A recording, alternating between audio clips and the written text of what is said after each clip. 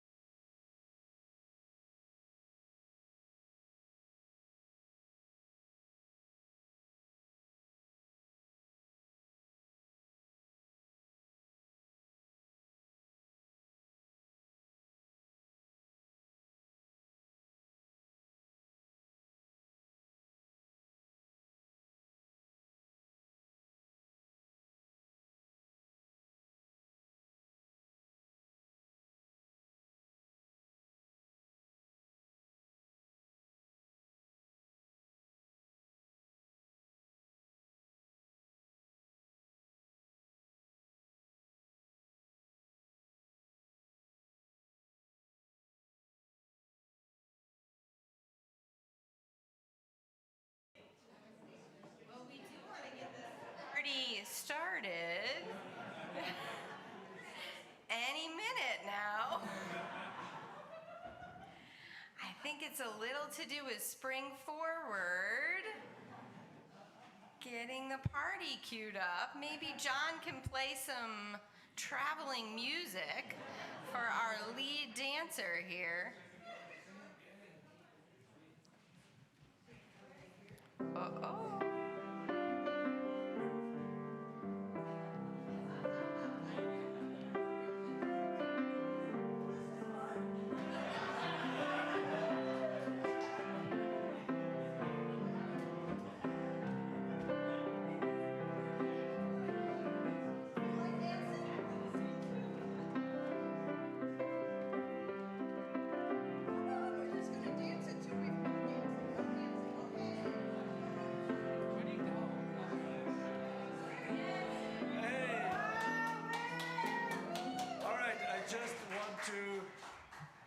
It's so good to see everybody. I just want to reemphasize what Chris said. Next week, as you can see, there's going to be a party. I mean, it's Spring Forward, and all your friends are going to be there. There's going to be people, there's going to be ambiance, there's going to be food, there's going to be music, there's going to be a raffle, and it is a costume party. So come as you aren't is the feature of it. And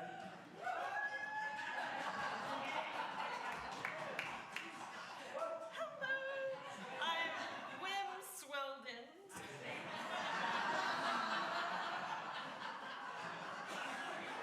And I'm here to tell you about Spring Forward and the Come As You Aren't party.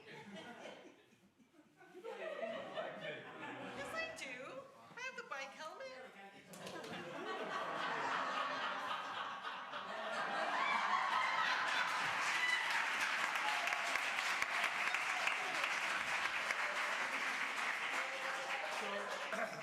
some of us are in costume already, but we also don't want to forget that in addition to Spring Forward, with the costume party and all the ambience, the week after, we have Trunk and Treasure. We all have treasures in our garages. We all have trunks, so the week after, put your treasures in your trunk, talk to Colleen, drive to 695, and let's get this party started.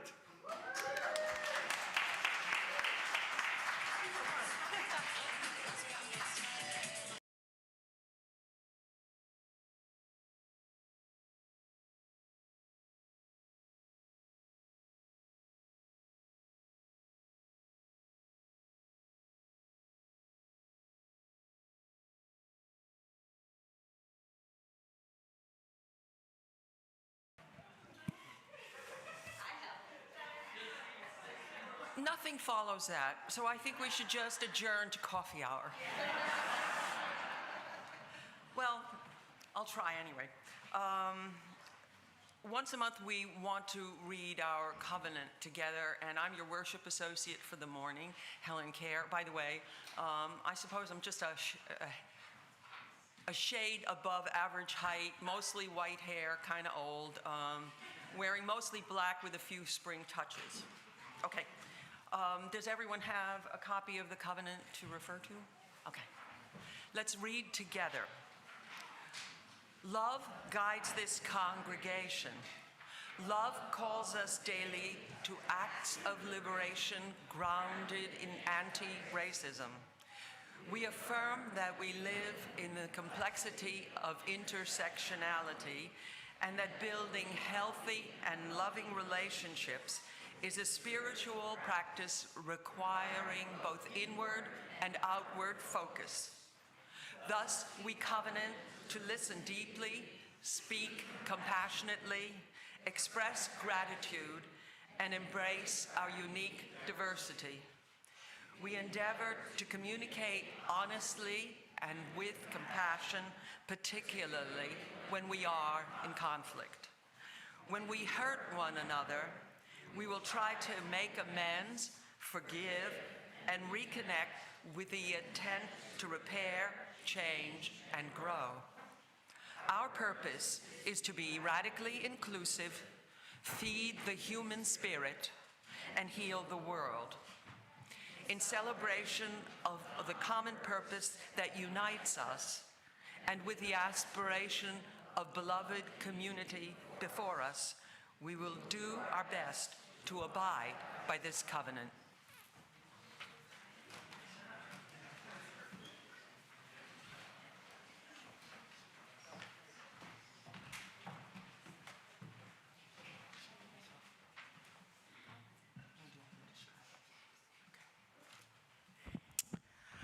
Hi, beloved. Hello. I'm Abby Laney. I am a 15-year-old. P.S. In 2 weeks, I'll be 16 with my permit. Currently not in a dress and not in 5-inch heels. I made a good decision. Today, why don't we kindle a light, would you, beloved? Calling our loneliness and fears, our fantasies and even longings. Candle a light, would you, beloved? Across generations, elder to emerging child, middle-aged, and somewhere across the thresholds of time, the spiritual ancestors too, about our shoulders, and the prophecy 7 generations from now. Kindle a light, would you, beloved, one of warmth and practical care, one of holding a hand and a gaze and being known as beloved. Kindle a light, would you, beloved, for the legacy of caring, for the expansion of compassion, for the electricity of community and the clarity of call to heal the world, nurture the spirit, and embody an inclusion past the single heart, mind, and soul. Kindle a light.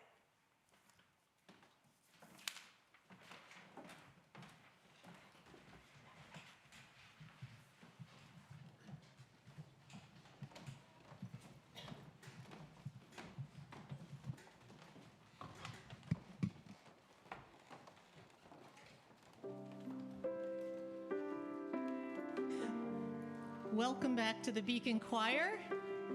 Always so nice to see your beautiful faces and to hear your beautiful voices. Today you're all in the choir though. We're going to start with the song that is actually, since it's not yet Spring Forward, we're going to sing Come Come Whoever You Are in the setting by Noah Aronson. And once you hear the main tune, it will be coming back many times, so you can feel free to join in at any point.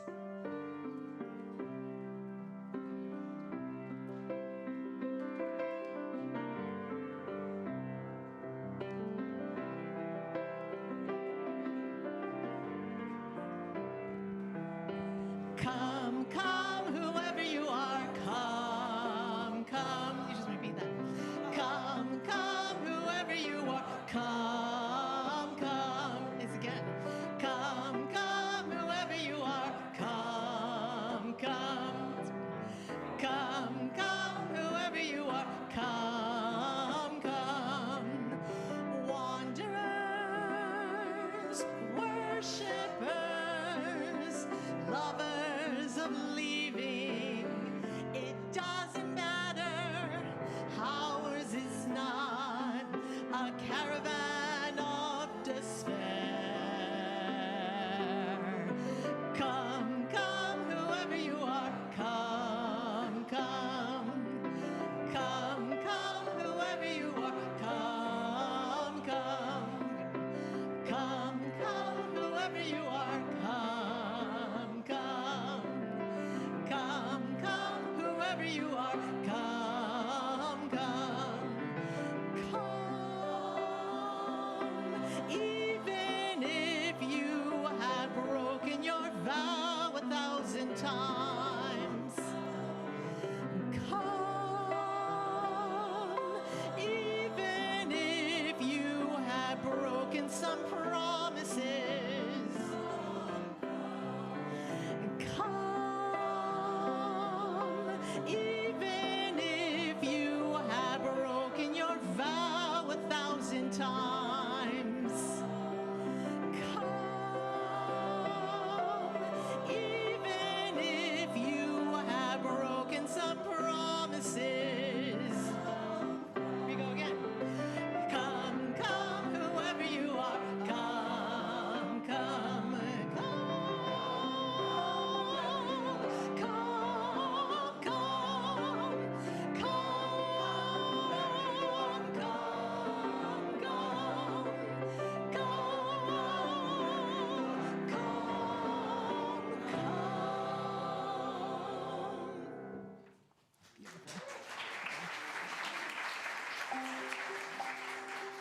This next song is I'm Calling You by Peter Rowan.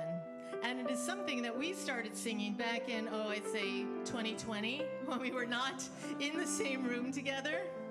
So this too has a tune that repeats, so you feel free to sing along with us. Here we go. We all live on our own mountain so high. We all live on our own mountain so high. From my mountain to your mountain to my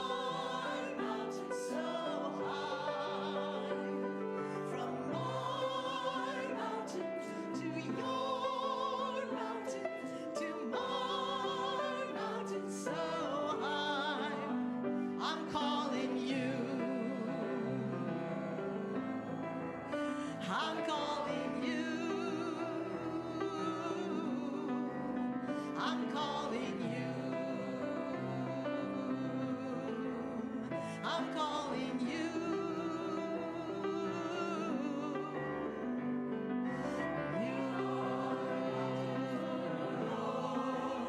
I'm calling you.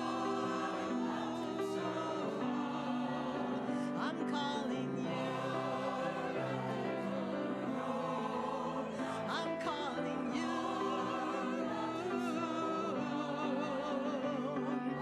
We all live on our own mountain so high. We all live on our own mountain so high. From my mountain to your mountain to my mountain so high. From my mountain to your mountain so high. I'm calling you. I'm calling you. I'm calling you.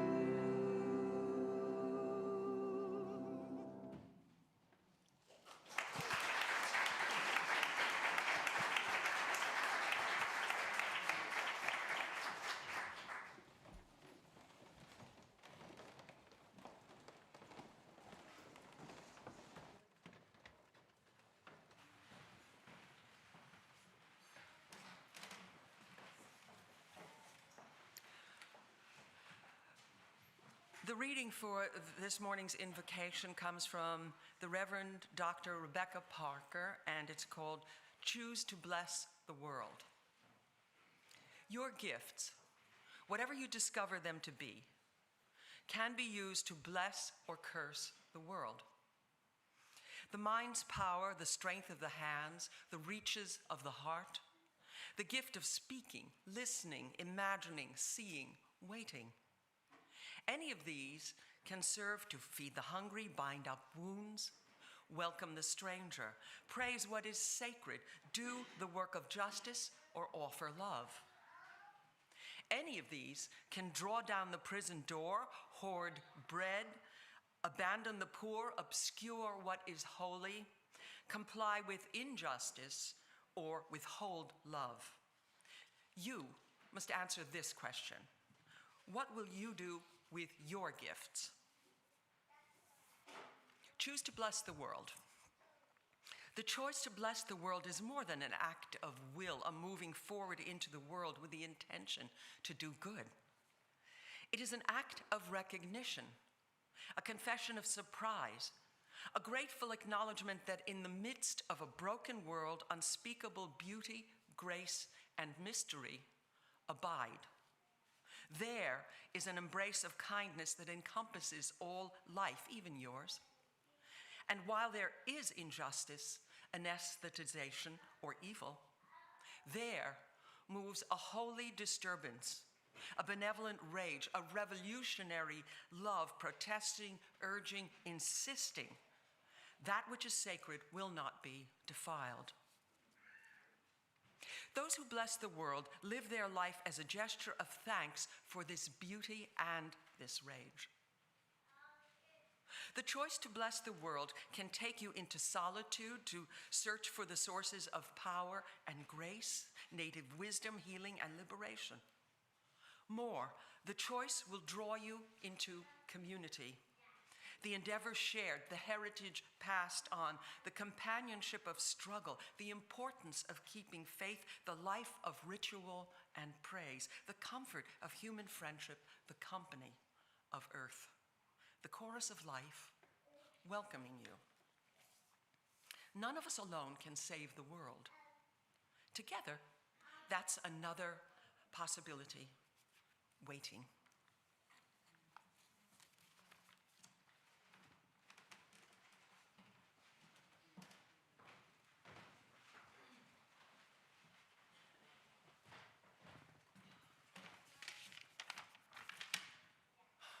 Good morning, beloved community.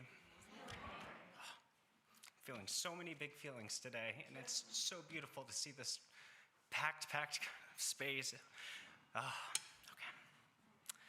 My name is Sean Jordan, for anyone I've not met yet. I typically get he, him pronouns. I'm a father, as you can tell by the dinosaurs peppered all over me and the gray peppered in my beard. And I'm a trained chaplain, as you can tell by this burgundy stole. I was asked to reflect today on the ways that this community extends care to one another.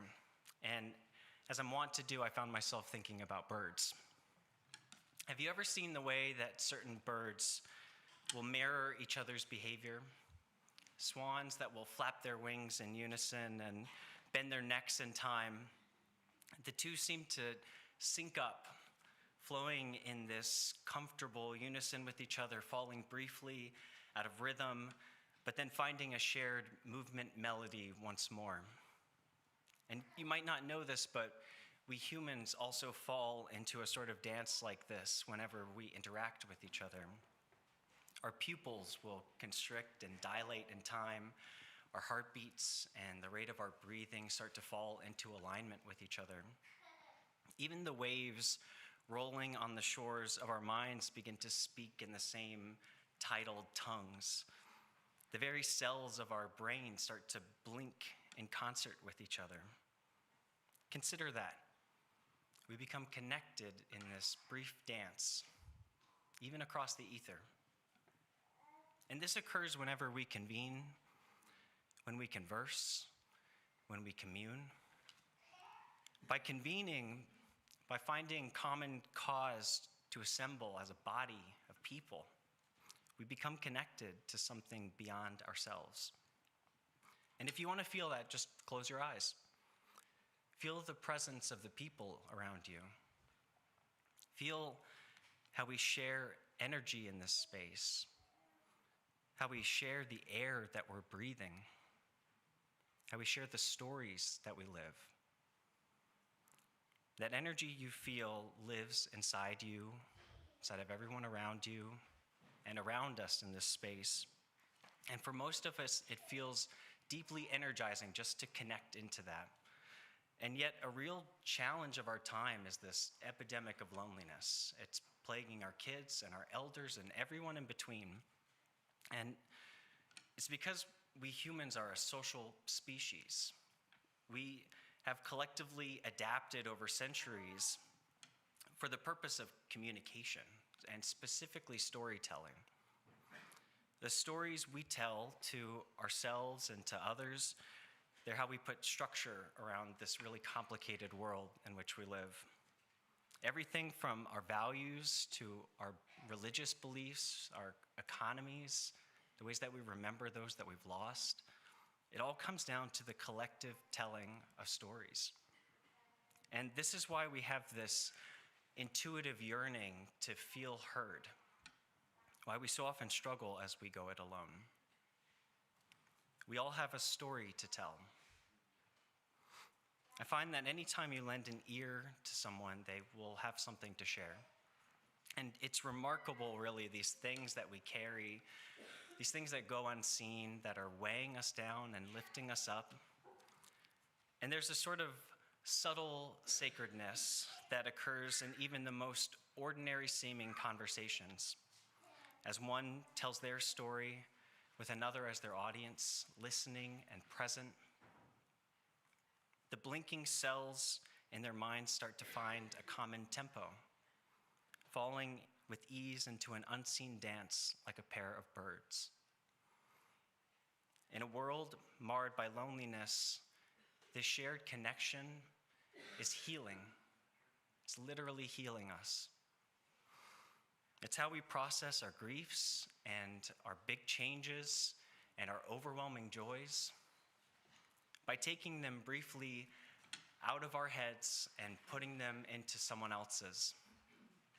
In that moment, we share the unseen. We share the weight of our burdens and the lifts of our winds.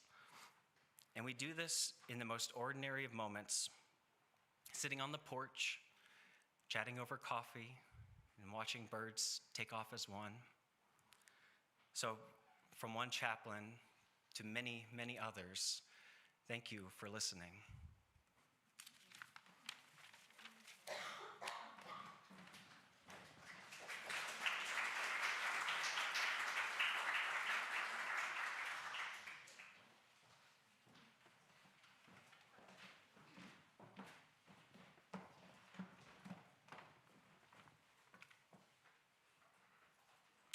Good morning. My name is Jeannie Siegel, and I, like Sean, am a chaplain here at Beacon. Chaplains are trained to extend the spiritual care of our community through deep listening and compassionate presence. If you'd like to be connected to a chaplain, or if you think you might have the call to become a chaplain, please see Reverend Robin, or go on to summitbeacon.org and check under Heal the World, where you'll find more information on becoming a chaplain. One ritual of spiritual care is our community candle lighting. Today, we light a candle of support and love to Mary Packer for her father, Jim Withid, and Aunt Suzette Wilson, who transitioned on Monday after a brave battle with cancer. We send additional love to Mary's mom, April, who has lost both her husband and her sister. As we enter Passover, a candle of hope and love to Jewish siblings and Jewish UUs, who may it be a sacred season of healing and meaning. A candle for the safety of beloveds the world over, for a peace through the hard work of justice and the protection of all human beings, from Gaza to Ukraine to Israel and Iran. Let us pray for peace. A candle of joy for Rabbi Allison Zakharoff, recently installed as the new rabbi at Congregation Beth Hatikva. And lastly, a candle for our community, that together with compassion and care and listening, we make the decisions before us today together. For all this and so much more, we invite you now to come forward and light a candle here in the sanctuary, at your homes, or wherever you are.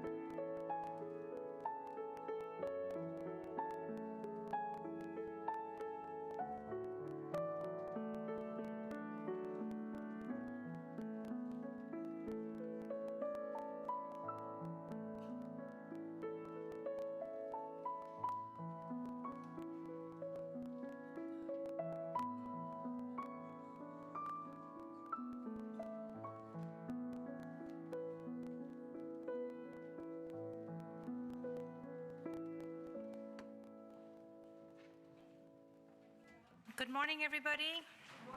My name is Tuli Patel. My pronouns are she, her, and I'm 5'5", and I have on today a block printed blue shirt, black pants, and sneakers because there's a lot of running around today. I invite you to take a deep breath in and settle in for a time of quiet meditation and reflection. You are invited to place your feet on the floor, feel the back of the chair against your spine, and if you feel so moved, close your eyes or gently gaze at a spot in front of you, a position that you can hold for maybe 2 or 3 minutes. As we settle in, we consider that there are many forms of meditation, interdependent, interwoven, many facets of a prism. There is samatha meditation, which is a calming meditation. Many of us are often running around like bottles filled with shaky and sandy and murky ocean water. We rarely take the time to let it settle.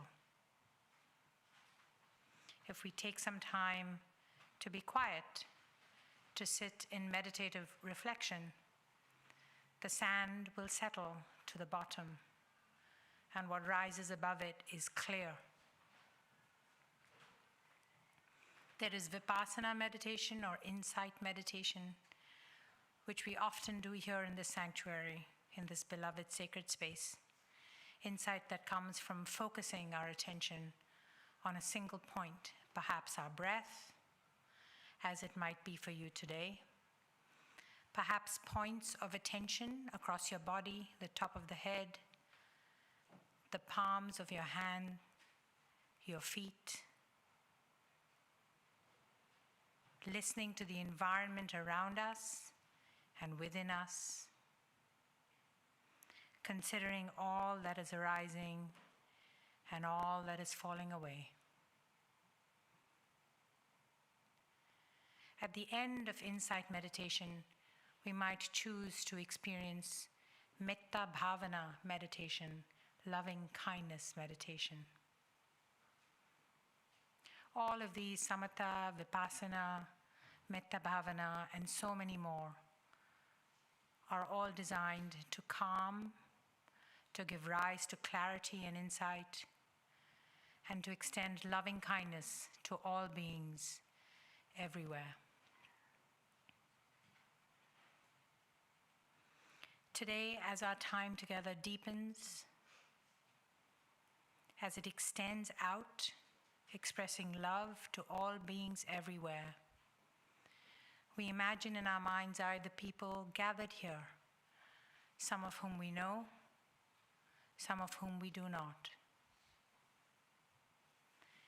But to each one of them we can express and extend wishes of loving kindness, regardless of how they choose to vote, regardless of what their opinion, regardless of their circumstances.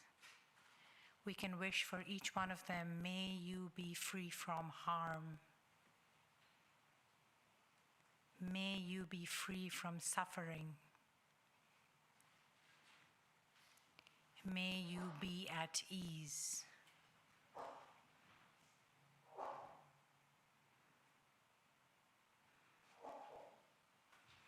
Bless you. Imagine in your mind's eye, before you settle into the meditation, if you knew the person to your right or your left. Perhaps you didn't. Perhaps when we emerge from this meditation, you'll take note of who they are, what they're wearing, knowing that they are experiencing things similar to what you are experiencing. None of us is ever alone.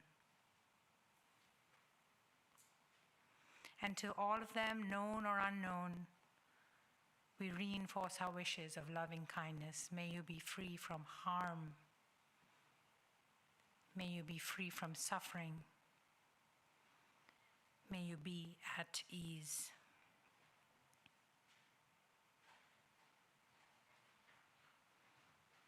May each one of us carry these wishes of loving kindness for ourselves, for others, for all sentient beings across the globe, into the hours ahead and into the rest of our lives. You are invited to take a deep breath in, gently open your eyes, and here ends our meditation.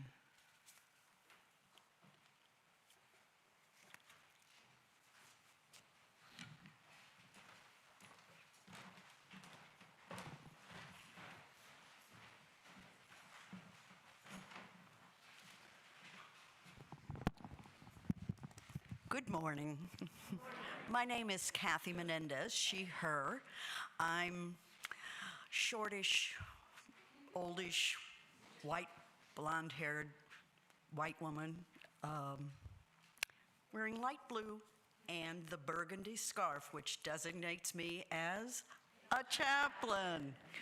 That's the scarf I have on now, anyway. I was asked this morning to tell you a little bit about an experience I had as a chaplain. And actually, this was a number of years ago, so we weren't called chaplains at that point, but we had had training in listening and presence. And I had the privilege of visiting a dear friend, Virginia, who had been a pillar of our community and was now in a nursing home, an elder, and in a physical decline. Her brain, however, was working just fine. So when I would go to visit, she was there, but she had a little trouble communicating. And others also experienced this. I would tell her what was going on at the community. I would tell her, read her stories or poems. It was just a delight, but a little difficult.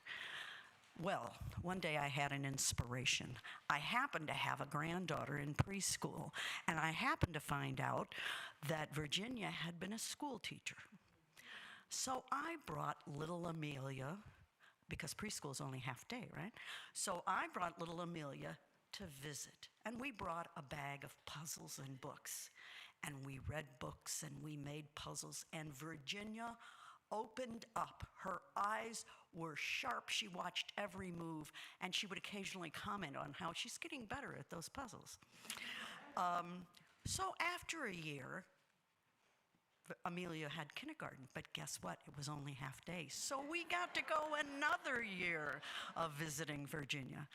It was truly a delight. I'm not sure who enjoyed it more, me, Amelia, or Virginia. Well, kindergarten, too, must come to an end. And it was time for grade school and no more visits.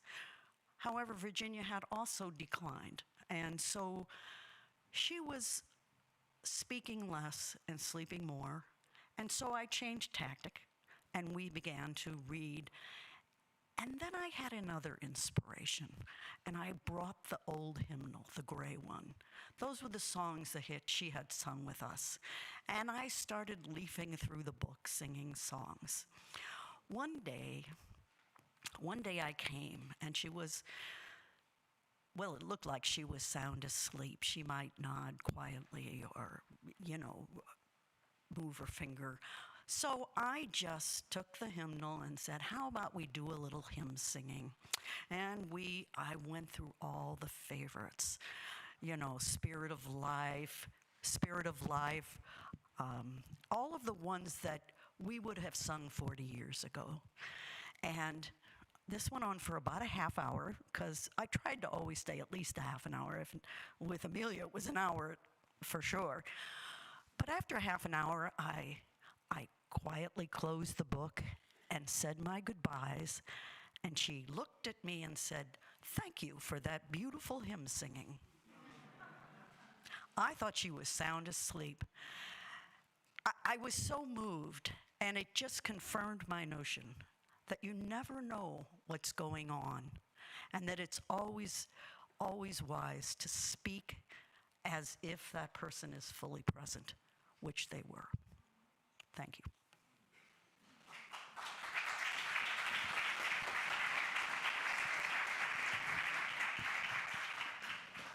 All right, we're going to sing filled with loving kindness, which is the musical setting of the meditation that Tuli led. It's number 1031.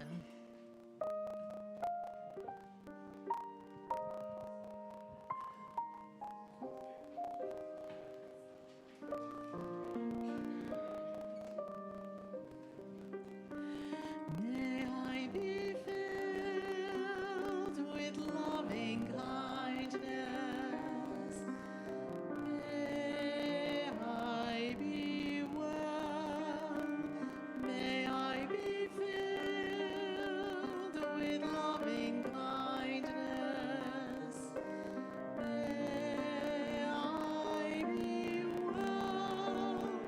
May I be peaceful and at ease. May I be home. May you be filled with loving kindness. May you be well. May you be filled with loving kindness. May you be well. May you be peaceful and at ease. May you be home. May we be filled with loving kindness. May we be well.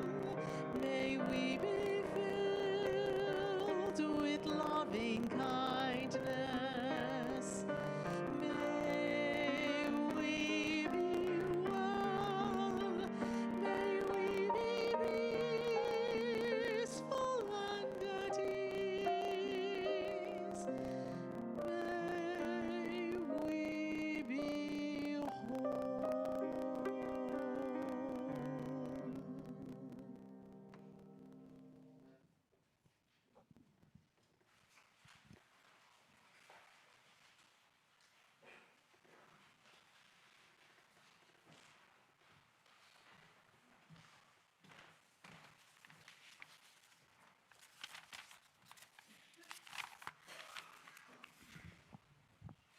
Good morning. I'm Nancy Griffith. I'm an old white lady with steel gray hair, which I think of as brown, and I'm wearing a flowery blouse to channel my inner youth. This congregation has made a commitment to the 8th principle, to quote, working to build a diverse, multicultural, beloved community by our actions that accountably dismantle racism and other oppressions in ourselves and our institutions. Today, I want to talk about an aspect of racism that's insidious and hard to eradicate. This is environmental racism. People of color and of little means most often live in neighborhoods that are heavily polluted and that are targets for polluting industry. This impacts health. It causes respiratory diseases, cancers, and heart disease. It means that children have low birth weight, asthma, and other illnesses. It isn't a mystery why people of color in New Jersey have higher infant mortality rates and lower lifespans. It's because they live in areas called sacrifice zones, where wealth is generated and extracted at the price of the lives of the residents. When someone is building a power plant, an incinerator, a sewage plant, anything likely to pollute the surrounding neighborhood, making it unhealthy, smelly, and generally less attractive to live in, do they look at Summit or Westfield or Maplewood? We can all imagine the response, the indignation if they tried that. The prime targets are places where the people are poor and less influential, places like Newark and Kearney and Patterson. 20 or more years ago, a Harvard-trained professor at Thomas Edison State University named Nikki Sheets started documenting the environmental disparities between rich and poor neighborhoods and the biased decision-making that put damaging infrastructure almost entirely in poor neighborhoods and neighborhoods of color. In 2002, Nikki and some other environmental justice leaders in New Jersey founded the New Jersey Environmental Justice Alliance. I'm speaking today on behalf of this group and asking you to contribute to today's plate to support them. The New Jersey Environmental Justice Alliance created and promoted the environmental justice law, this was pushed by three dynamic ladies to force the powers that be to pass it in 2017. I'll explain the law shortly, but I do want to give them a little credit here to help you understand their role anytime you read about their current activities in the news. One is Melissa Miles, currently the dynamic director of the New Jersey Environmental Justice Alliance. A second is Kim Gaddy, who founded Newark's South Ward Environmental Alliance. And the third is Maria Lopez Nunez of the Ironbound Community Corporation, and who appears in the documentary The Sacrifice Zone about pollution in the Ironbound. But back to the law. The law requires that if any organization wants to put a new factory or warehouse or power plant in a community that already has several of that kind of facility, they're going to have to explain to the community what they're doing and convince them that they're not going to do further damage to the community. The New Jersey Environmental Justice Alliance has been a crucial advocate for people of color by pushing the environmental justice law. And it's been a valued ally of Unitarian Universalist Faith Action, whose offices are above us over here. And you can see a T-shirt up there.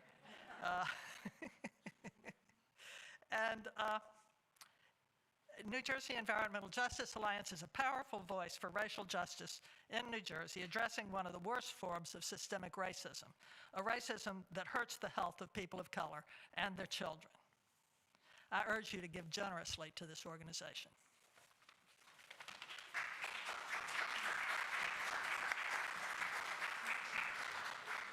Thank you, Nancy, and our morning offering will now be most gratefully received.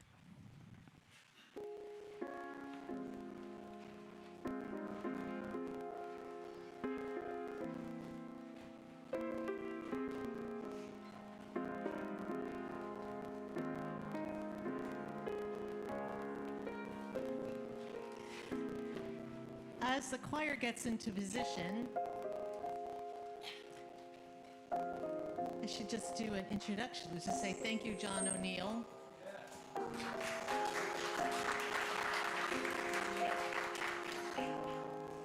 My name is Misa Iwama.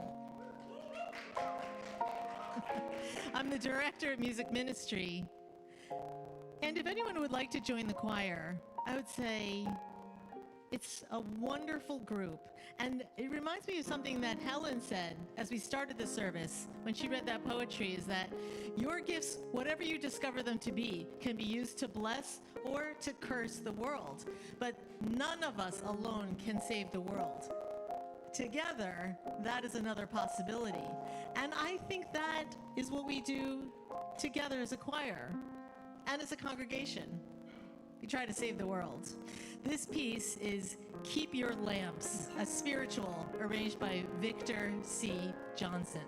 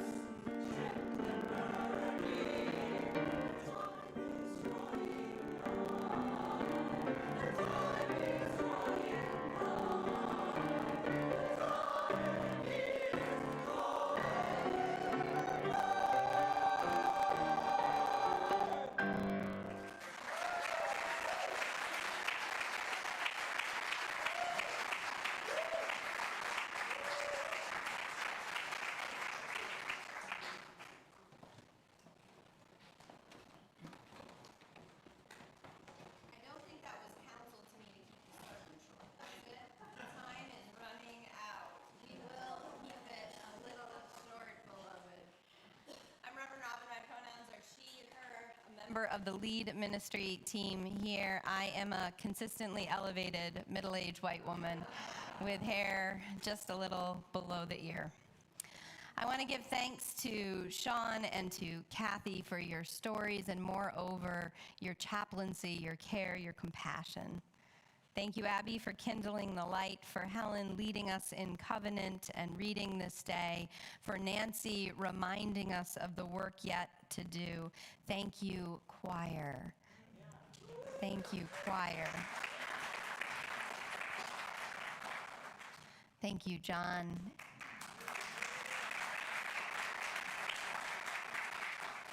And thank you, Misa, for leading us in music ministry. The adults start to talk.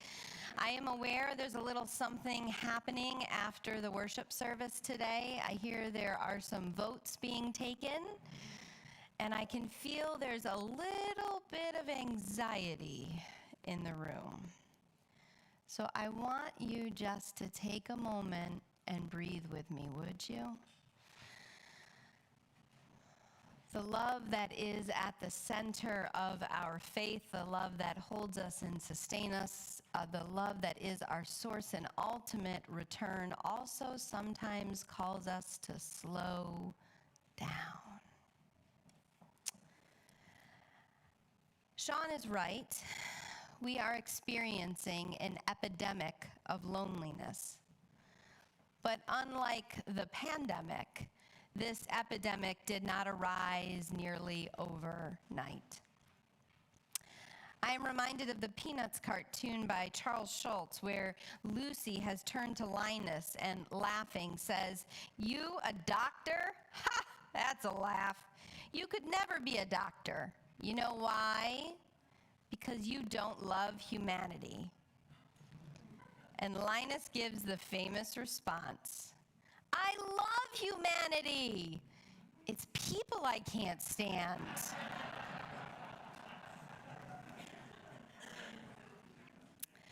Now, covenant sounds wonderful, doesn't it? And the words to our covenant here, I like to think we did an amazing job. It's beautiful. Covenant sounds wonderful until you realize it's not worth the theory without the practice.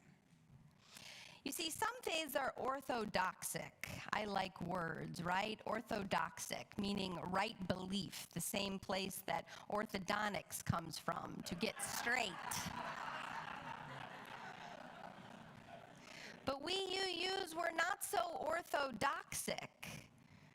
In fact, we are called to something a little different, being orthopraxic, right in practice. This is our faith, a legacy of caring and attention that says none are beyond the circle of love, and what's more, in our experience of really meeting one another, of being present to each other, this is where we encounter the Jesus is present, or why a minion is required to call the holy into the midst to engage in the practice of Judaism. The holy God, Spirit of life, comes to our midst and our presence to the extent, beloved, we are able to be present for each other and in right relationship. It is what it means to be a living tradition. Not only that text and theology can continue to evolve and change, but that the faith is embodied in those who are living. Each week, our chaplains declare that at some time in our lives, we will all be in need of care. It is as much a statement of fact as it is embodied theology. The Buddha told of this in a story that many of you probably know. It is the story of a woman named Kisa who is bereft with grief because her young son has fallen, and as he fell, he hit his head. She finds him unconscious, and not wanting to believe he is dead, which he is, she lifts him up into her arms and begins to wail. she begins going around her town, wailing, begging everyone that she sees, help me, help bring my son back to life, help me get medicine or care for him, help me, help me, help me. And you can imagine as she continues this for days, carrying his body and wailing and begging for help. People begin to try to avoid her. She is unpleasant and scary to be around. Has anyone experienced when you're in grief? People might feel you're unpleasant or even scary to be around. At last, someone in the village has the courage to go to Kisa, and she says, "You need to see the Buddha. He will know how to find the medicine you need." And so she makes the journey to the Buddha, holding the lifeless body of her son. And before the Buddha, he quickly sees the situation and he tells her, "I do have a medicine that could ease your pain, but it requires a mustard seed, a common thing in the households in that day and place. It requires a mustard seed from the house of a family not touched by grief. Can you go get that mustard seed, please?" Kisa goes back to the village and she goes house to house. The first house, she knocks on the door and she explains her plight, that she needs a mustard seed, but their house cannot have been touched by grief. And they just nod their heads. "We're so sorry," they say, "but our grandfather has just died. We cannot be of help." She goes on to the next house, a house that seems teeming with joy, and she thinks, okay, they will have a mustard seed for me. And they explain, "I'm so sorry, but years ago, our daughter died, and so we cannot help you." Home after home, the story is the same, and exhausted, exasperated, and despairing, Kisa makes the journey back to the Buddha. But as she makes that journey, something starts to happen within her. Still carrying her son's body, she nearly makes it to the Buddha when at last she realizes everyone in her community has been touched by grief. And in that realization that she is not alone in this terror and in this pain, she is able to face that her son has died. And so she buries him. And she returns to the Buddha to thank him. And he goes on to offer the famous teaching about suffering, that none of us can escape suffering in this life.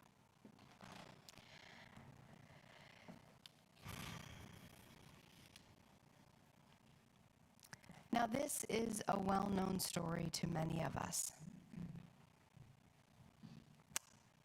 And often we focus on the fact that none of us can escape suffering. But I want to zoom in to that moment before Kisa went to the Buddha, when she was at her worst, irritable, angry, shouting, wailing, disruptive, unbearable.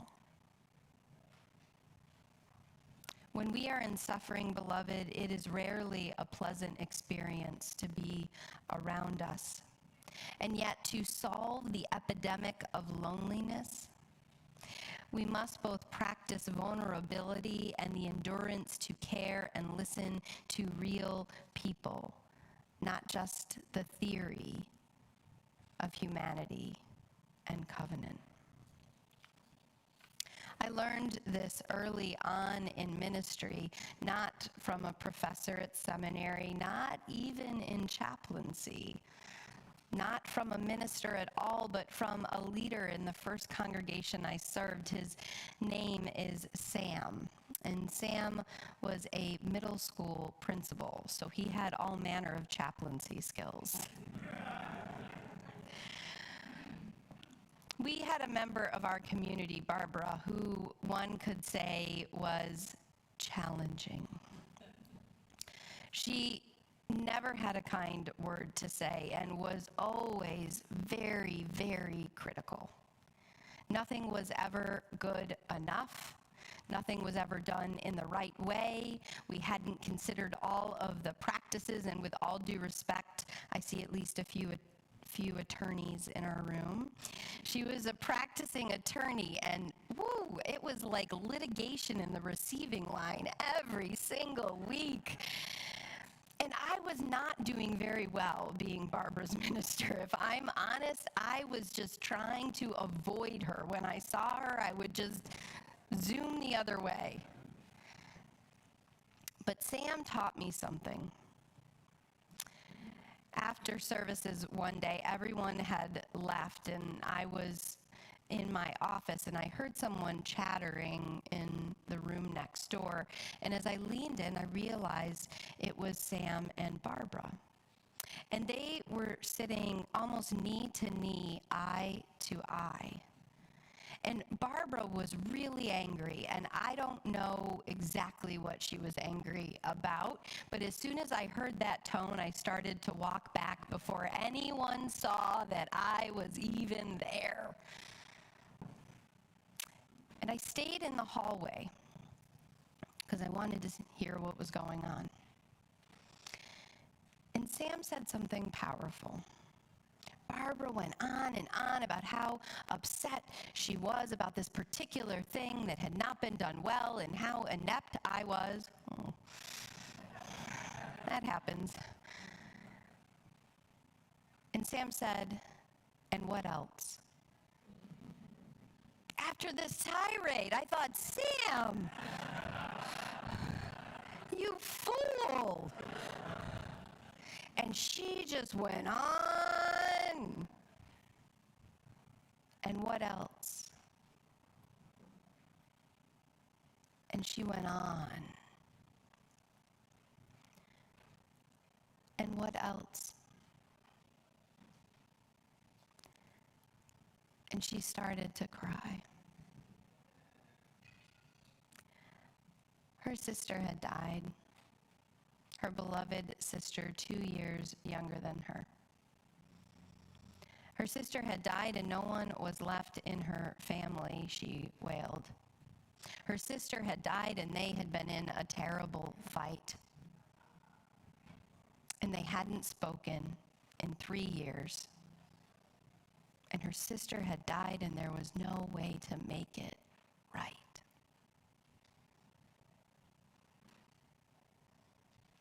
And Sam just sat there and held all of the anger and the grief and the pain and let her wail.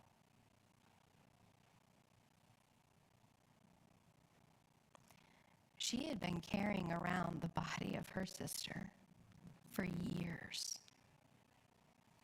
And all of us, except for Sam, had run away.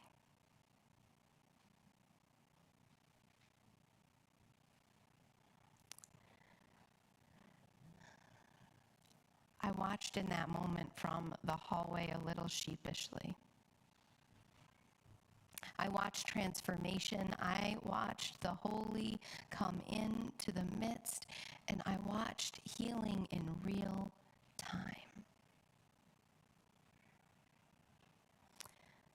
The power of simply companioning, whether it's singing or puzzles with a grandchild, whether it's sitting on the porch and watching the birds alight, whether it's having the courage to wait and sit and ask, what else?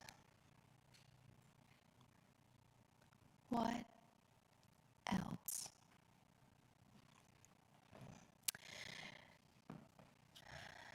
Tandayaka teaches of the beauty and power of what she calls the legacy of caring, which is, beloved, what we are invited into in this living tradition. It is not only for the burgundy stoled among us. It is also for Sam, who was in no leadership role, but the role of being human together, the role of being a Unitarian Universalist, the role of daring to believe that there is an energy that is our source and return that can be called into our midst in the most impossible, rancorous, painful, wailing of situations. And it is Tandayaka's words which I close with this day. Despair is my private pain, born from what I have failed to say, failed to do, failed to overcome. Be still, my inner self, let me rise to you. Let me reach down into your pain and soothe you. I turn to you to renew my life. I turn to the world, the streets of the city, the worn tapestries of brokerage firms, crack dealers, private estates, personal things in the bag lady's cart, rage and pain in the faces that turn from me, afraid of their own inner worlds. This common world I love anew is the lifeblood of generations who refuse to surrender their humanity in an inhumane world. It courses through my veins. From within this world, my despair is transformed to hope, and I begin anew the legacy of caring. Loving people is a daily commitment and a daily possibility where kindness can transform a situation into a new way, a new community. And together, as Reverend Dr. Rebecca Parker teaches, together, that is another possibility waiting.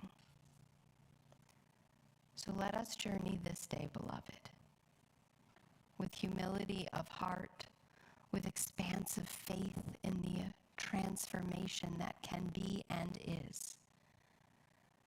Let us begin anew in the legacy of caring.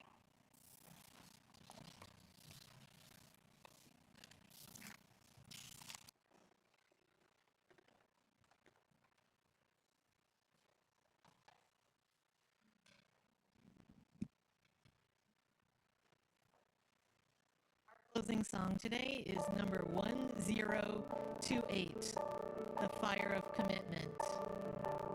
I invite you to rise in any way possible and join in singing. From the light of days remembered burns a beacon bright and clear, hurling hands and hearts and spirits into faith set free from fear. When the fire of commitment sets our mind and soul ablaze, when our hunger and our passion meet to call us on our way, when we live with deep assurance of the flame that burns within, then our promise finds fulfillment and our future can begin.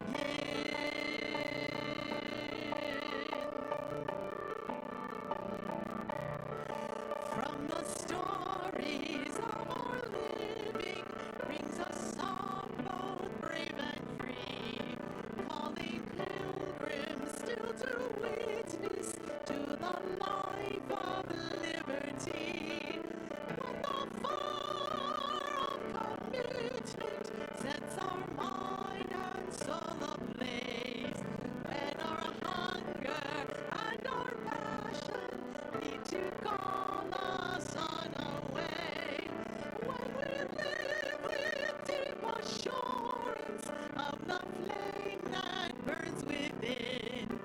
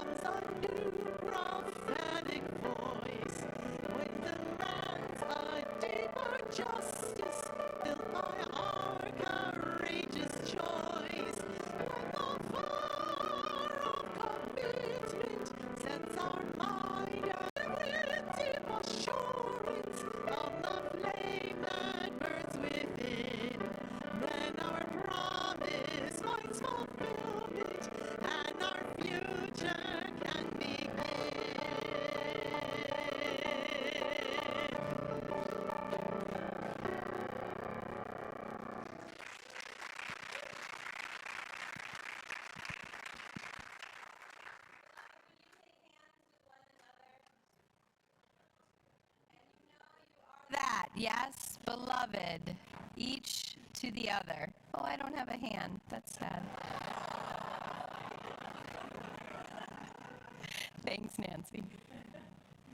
May the love that is our source and ultimate return, may it hold you, may it nurture you, may it heal you. And what's more, may it be yours to give freely, like a light that is shared, never diminished in its sharing, but magnified beacon, magnified. So may we live and love. Amen.